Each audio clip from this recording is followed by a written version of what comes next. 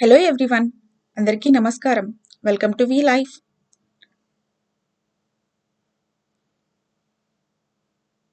మీరు ఇంతకుముందు నా వీడియోస్ చూసినట్టయితే మీకు తెలిసే ఉంటుంది. మేము విస్కాన్సిన్ స్టేట్లో ఉంటాము, అమెరికాలో. ఇది చికాగోకి అప్ నార్త్ ఉంటుందండి. మేముండే చోట డిసెంబర్, జనవరి, ఫిబ్రవరి పీకెస్ట్ వింటర్ అండి. ఈ టైంలో మాకు చాలా ఎక్కువగా స్నో పడుతుంది.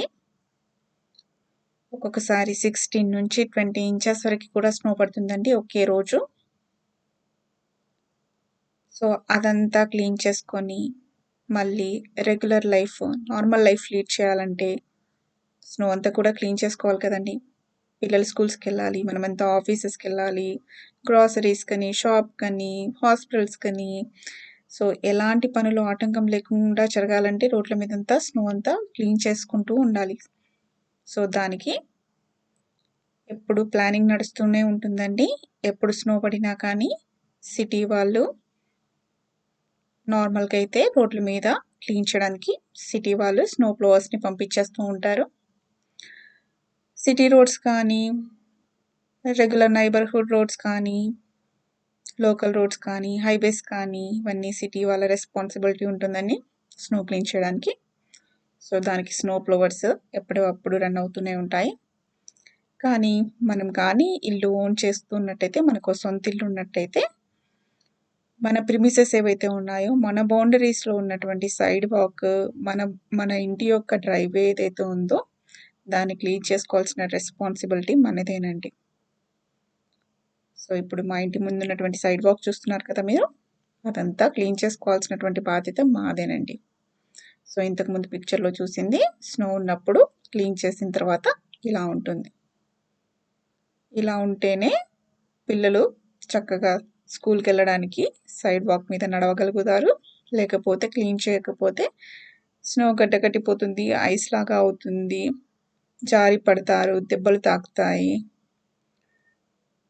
సో ఎప్పటికప్పుడు స్నో క్లీన్ చేసుకోవడం అనేది ప్రతి ఇంటి ఓనర్ యొక్క రెస్పాన్సిబిలిటీ అండి. ఒకవేళ క్లీన్ చేయకపోతే దాని యొక్క కాన్సిక్వెన్సెస్ కూడా ఫేస్ చేస్తారండి. అవి మనం ఇంకో వీడియోలో మాట్లాడుకుంటాం. కానీ చాలా వరకు అందరూ 100%, 99.99% అందరూ కూడా చాలా రెస్పాన్సిబుల్గా అందరూ క్లీన్ చేసుకుంటూనే ఉంటారు. సో స్నో క్లీన్ చేయడానికి రెగ్యులర్గా అయితే స్టెప్స్ ఉన్న వాళ్ళైతే కొంచెం షవల్ యూస్ చేస్తారండి. సో ఇలా షవల్ తోటి ఎప్పటికప్పుడు క్లీన్ చేసేసుకుంటే సులువుగా అయిపోతుంది. ఎక్కువ రోజులు పెండింగ్ పెట్టకుండా స్నో పడిన వెంటనే చాలా వరకు అందరూ స్నో క్లీన్ చేసుకోవడానికి ట్రై చేస్తారు. ఎందుకంటే ఆ టైంలో స్నో ఫ్లఫీగా ఉంటుంది, కొంచెం తేలిక అవుతుందండి. కొంచెంలో కొంచెం ఈజీ అవుతుంది స్నో ఫ్లఫీగా ఉన్నప్పుడు. స్నో కాస్త గట్టిగా అయిపోయి ఐస్ లాగా ఫామ్ అయిపోయిందంటే అది కాస్త బరువు ఎక్కువ అయిపోతుందండి. వెయిట్ ఎక్కువ అయిపోయిన తర్వాత స్నో క్లీన్ చేయడం అనేది చాలా ఎక్కువ స్ట్రెయిన్ అవుతుందండి. షోల్డర్స్ కానీ, బ్యాక్ కానీ చాలా ఎక్కువగా హర్ట్ అవుతుందండి. ఇప్పుడు మీరు చూస్తున్నది 3 to 4 ఇంచెస్ స్నో అండి. సో ఈ స్నో క్లీన్ చేయడానికి కూడా చాలా కష్టమైన పని అండి. కాకపోతే మంచి ఎక్సర్సైజ్ అని అనుకుంటాం, కానీ లాంగ్ రన్లో బ్యాక్ బాగా హర్ట్ అవుతుంది. సో ఇంతవరకు మీరు షవల్తో క్లీన్ చేయడం చూసారు. నార్మల్ డ్రైవే అయితే స్నో బ్లోవర్ ఉంటుందండి. స్నో బ్లోవర్లో కూడా మనకి 2 రకాలు ఉంటాయి. ఎలక్ట్రిక్ ఉంటుంది, గ్యాస్తో రన్ అయ్యేది ఉంటుంది. గ్యాస్ అంటే పెట్రోల్ అండి. పెట్రోల్ని ఇక్కడ అమెరికాలో గ్యాస్ అని అంటారు. సో మా ఇంట్లో మేము ఓన్ చేసే స్నో బ్లోవర్ ఏదైతే ఉందో ఇది ఎలక్ట్రిక్ అండి. సో బయట కూడా ప్లగ్స్ ఉంటాయి. సో ప్లగ్స్ పెట్టేసేసి ఎలక్ట్రిక్తో రన్ చేస్తుంటాము. సో ఇక్కడ ఏంటంటే డ్రైవ్ పై ఉన్నటువంటి స్నో తీసేసి పక్కన సైడ్కి పడేస్తుందండి. దాంతో కొంచెం ఈజీ అయిపోతుంది. స్నో బ్లోవర్ ఉంటే మాత్రము ఫిజికల్గా కొంచెం స్ట్రెయిన్ తక్కువగా ఉంటుంది. స్నో బ్లోవర్ ఓన్ చేయని వాళ్ళు ఎవరైతే ఉన్నారో ఇలాగే అంతా షవల్తో చేసేసుకుంటారు.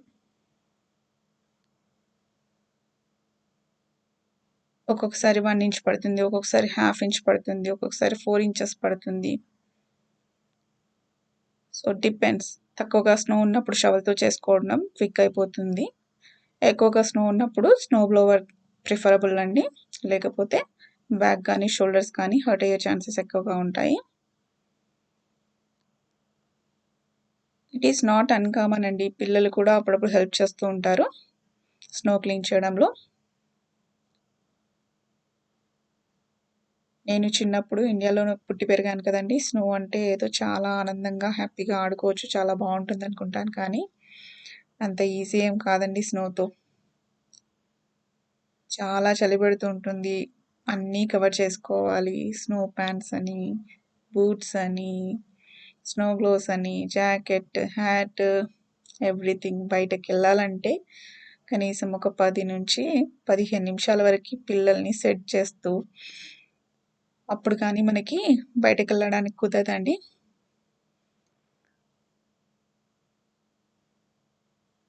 పిల్లలు కూడా స్కూల్‌కెళ్ళేటప్పుడు కంపల్సరీ ఇవన్నీ snow pants, snow gloves, hat అన్నీ తీసుకెళ్తారండి. అన్నీ వేసి పంపించాలి. వింటర్ సీజన్ స్టార్టింగ్‌లోనే స్కూల్ నుంచి టీచర్స్ మేలుకొడతారు. Send your kids with winter gear అని. చూడండి స్నో బ్లోవర్ తోటి స్నో అలా మన సైడ్ వాక్ కానీ డ్రైవ్‌వే మీద ఉన్నటువంటి స్నో తీసి జస్ట్ మన పిండి గిన్నెలలాగా పిండి చేసేసి పక్కకు పంపించడమే అండి. ఇదండి వింటర్‌లో మా స్నో కష్టాలు.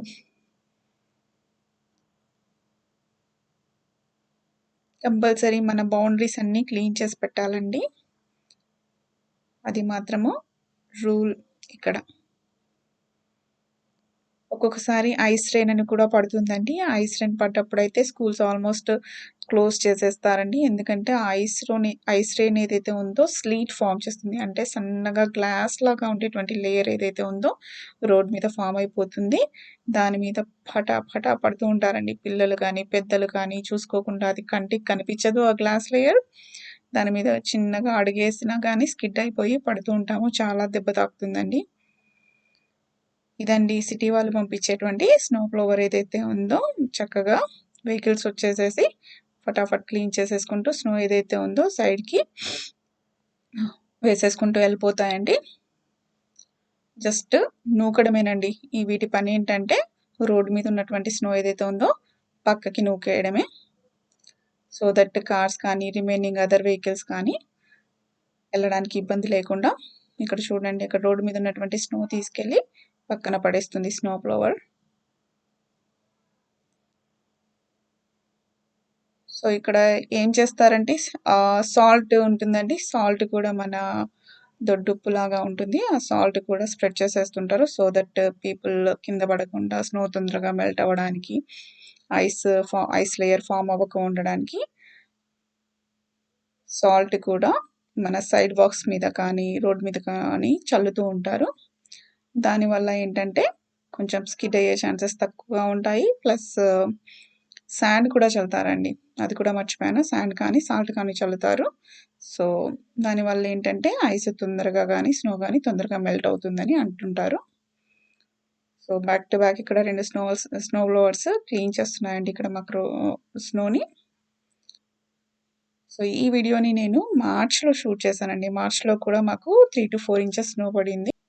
మీ అందరికీ ఈ వీడియో నచ్చిందని అనుకుంటున్నానండి. Thank you so much for watching. మీకు కనుక ఈ వీడియో నచ్చినట్టయితే ప్లీజ్ సబ్స్క్రైబ్. మరి ఇంకో వీడియోతో మీ ముందుకు వస్తానండి. అందరికీ నమస్కారం.